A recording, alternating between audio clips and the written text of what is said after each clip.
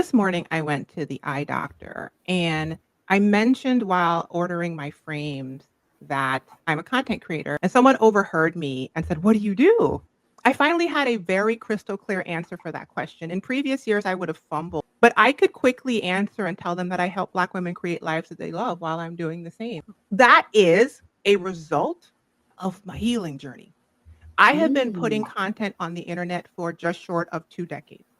I yeah. started with my hair and my natural hair journey. And looking back, that was actually a introduction, like a gateway drug to healing, because it was my way of showing up authentically in a space that I knew how to.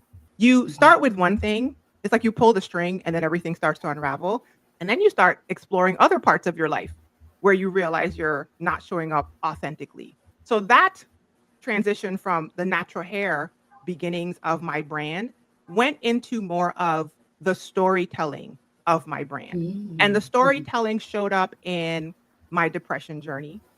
I started mhm, sharing with people that I have a major depressive disorder diagnosis and also lending my lens, which is a very kind of humorous, fun loving, giddy lens to all the things. And so I had this transition from authenticity and natural hair to like creeping into telling my story and adding in little blips of spaces where I was healing with like relationship things I would learn and mental health things I would learn and depression things I would learn. And then my audience began to grow. As I healed and as I started to overcome and solve some of the problems in my own life and I just authentically shared, my brand just began to almost like formulate itself. So I went away from speaking mm, about hair as much as I used to in the past, and it's become more like healing humor human. The more mhm, authentic and the more revelatory and the more like I resonated with something that was happening in my life and the more I shared it with the people, the more I attracted them. And then the more mm, people would just literally ask me to help solve something that they were going through that they had actually watched me already solve.